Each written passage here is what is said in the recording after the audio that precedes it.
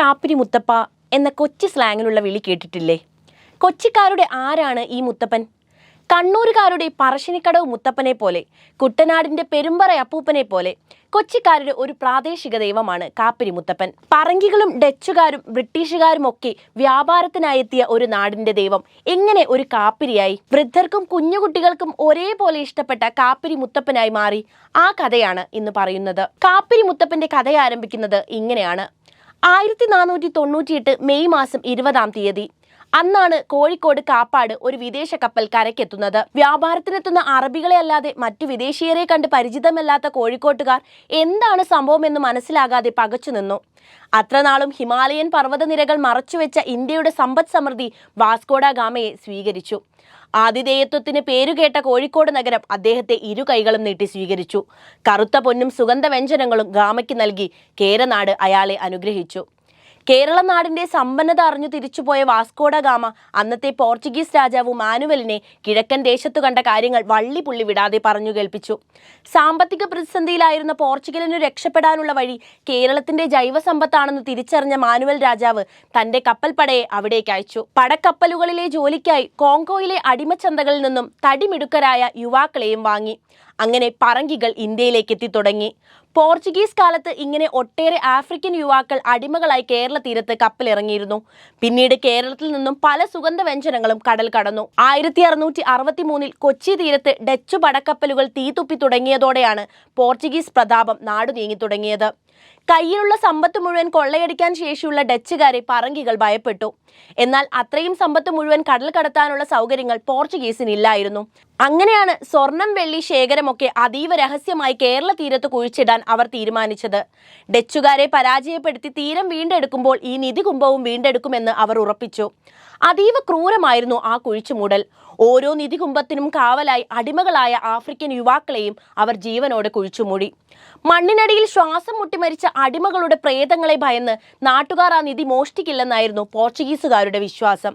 എന്നാൽ ഡച്ചുകാർക്കു ശേഷം തീരത്തെത്തിയ ബ്രിട്ടീഷുകാർ രാജ്യം ഏറ്റെടുത്തതോടുകൂടി പോർച്ചുഗീസിന്റെ മടങ്ങിവരവ് എന്ന പ്രതീക്ഷ എന്നേക്കുമായി അസ്തമിച്ചു. അങ്ങനെയാണ് കേരളത്തിന്റെ തീരദേശത്തെ വിശ്വാസങ്ങളിൽ നിധി കാക്കുന്ന കാപ്പിരി മുത്തപ്പൻ ഉയർന്നു വന്നത്. അന്നും കേരളം വിട്ടുപോയ പോർച്ചുഗീസ് കപ്പിത്താന്മാർ രാജാവിനെ തിരിച്ചേൽപ്പിച്ച കേരളത്തിന്റെ ഭൂപടത്തിൽ ചുവപ്പ് നിറത്തിൽ രേഖപ്പെടുത്തിയത് സമ്പത്ത് കുഴിച്ചിട്ട പ്രദേശങ്ങളാണെന്നാണ് ചരിത്രകാരന്മാരുടെ നിഗമനം.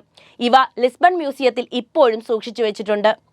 എന്നാൽ കാപ്പിരി മുത്തപ്പനുമായി ബന്ധപ്പെട്ട് മറ്റൊരു കഥയും പ്രചാരത്തിലുണ്ട്. ഏതാണ്ട് 5 നൂറ്റാണ്ട് മുൻപ് പോർച്ചുഗീസുകാർ ധാരാളമായി കച്ചവടത്തിന് വരാൻ തുടങ്ങിയ കാലം. കുറെ പോർച്ചുഗീസുകാർ ഒരു കപ്പലിൽ ആഫ്രിക്കയിൽ നിന്നും കൊണ്ടുവന്ന കുറെ കാപ്പിരി അടിമകളും അവരോടൊപ്പം ഉണ്ടായിരുന്നു. യാത്രാമധ്യേ പെട്ടെന്ന് കടലിൽ കാറ്റും കോളും ഉണ്ടായി. കടൽ ക്ഷോഭിച്ചു. കപ്പൽ മുങ്ങുമെന്ന നിലയിലായി.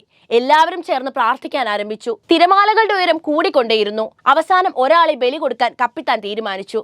ആരോഗ്യ ദൃഢഗാത്രനായ ഒരു കാപ്പിരിയെയാണ് അതിനായി കപ്പിത്താൻ തിരഞ്ഞെടുത്തത്. അയാളുടെ കൈകാലുകൾ ബന്ധിച്ച് കപ്പലിന്റെ അമരത്ത് കൊണ്ടുപോയി നിർത്തി. തല വെട്ടി ഉടലും ശിരസും കടലിലേക്ക് തള്ളിയിട്ടു. ആ കപ്പൽ പിന്നെ തിരികെ പോയില്ല. കപ്പിത്താൻ ഇവിടുത്തെ നാട്ടുകാരിയെ വിവാഹം കഴിച്ച് ഇവിടെ തന്നെ കൂടി. ഫെർണാണ്ടസ് എന്നായിരുന്നു അയാളുടെ പേര്. വീട്ടിൽ ആഹാരം പാകം ചെയ്ത് കഴിയുമ്പോൾ ബലി കൊടുത്ത കാപ്പിരിയെ സങ്കല്പിച്ച് ആഹാരം ഒരു പ്രത്യേക സ്ഥാനത്ത് വെച്ച ശേഷം മാത്രമേ വീട്ടിൽ മറ്റാളുകൾക്ക് ആഹാരം കഴിക്കാവൂ എന്ന ഫെർണാണ്ടസിന് നിർബന്ധമുണ്ടായിരുന്നു. കാപ്പിരിയെ ബലി കൊടുത്തതുകൊണ്ടാണ് തങ്ങൾ രക്ഷപ്പെട്ടതെന്ന് അദ്ദേഹം ഉറച്ചു വിശ്വസിച്ചിരുന്നു. ഓരോ പ്രാവശ്യവും ആഹാരം കഴിക്കുന്നതിന് മുമ്പേ കാപ്പിരിക്ക് വെക്കുക എന്ന ആചാരം അങ്ങനെ ആ വീട്ടിൽ തലമുറകളായി തുടർന്നു വന്നു. അടിമകളായി കൊണ്ടുവന്ന ആഫ്രിക്കൻ വംശജരുമായി ബന്ധപ്പെടുത്തുന്ന നിരവധി ചരിത്രശേഷിപ്പുകൾ ഇന്നും കൊച്ചിയിലുണ്ട്. കാപ്പിരിയുടെ ആത്മാവിനെ തളച്ച ആൽ കാപ്പിരി ആൽ എന്നാണ് അറിയപ്പെടുന്നത്. കാപ്പിരികളുടെ ആത്മാവ് കുടികൊള്ളുന്നു എന്ന് വിശ്വസിക്കുന്ന മാവുകളും കൊച്ചിയിലുണ്ടായിരുന്നു. മാവുകളിൽ കാപ്പിരികളുടെ ആത്മാവുണ്ടെന്നും മാവ് വെട്ടിയപ്പോഴെല്ലാം പ്രശ്നങ്ങൾ ഉണ്ടായത് ആത്മാവിന്റെ സാന്നിധ്യം കൊണ്ടാണെന്നുമൊക്കെയുള്ള വിശ്വാസത്തെ തുടർന്ന് പല മരങ്ങളെയും നാട്ടുകാർ സംരക്ഷിച്ചു പോന്നു. എന്നാൽ തലമുറ മാറി വന്നതോടെ അവയിൽ പലതും ഇന്നില്ല. ഇന്നത്തെ ഫോർട്ട് കൊച്ചിയിൽ ഒരു കാലത്ത് നിരവധി കാപ്പിരി മതിലുകൾ ഉണ്ടായിരുന്നു. പിന്നീട് നഗരം വളർന്നപ്പോൾ മിക്കവയും പൊളിച്ചു നീക്കി. ഒരിക്കൽ പുതുക്കി പണിയാനായി ഫോർട്ട് കൊച്ചിയിലെ ഒരു പഴയ കെട്ടിടം മതിലിൽ നിന്നും കാപ്പിരി അടിമയുടെ അസ്ഥികൂടം കിട്ടിയതായി KL ബെർണാഡ് എന്ന ചരിത്രകാരൻ ഹിസ്റ്ററി ഓഫ് ഫോർട്ട് കൊച്ചി എന്ന പുസ്തകത്തിൽ പരാമർശിക്കുന്നുണ്ട്. ഡച്ച് സെമിത്തേരിക്ക് സമീപം പഴയ കെട്ടിടം പൊളിച്ചപ്പോൾ ചങ്ങലയിൽ ബന്ധിക്കപ്പെട്ട അസ്ഥികൂടം കിട്ടിയതായും ഈ പുസ്തകത്തിൽ പറയുന്നു. എന്നാൽ കേട്ടുകേൾവി പോലെ ഇവിടെ നിധിയൊന്നും കിട്ടിയതായി അതിൽ പറയുന്നില്ല. ഇന്ന് കൊച്ചി എത്രയോ മാറിയിരിക്കുന്നു.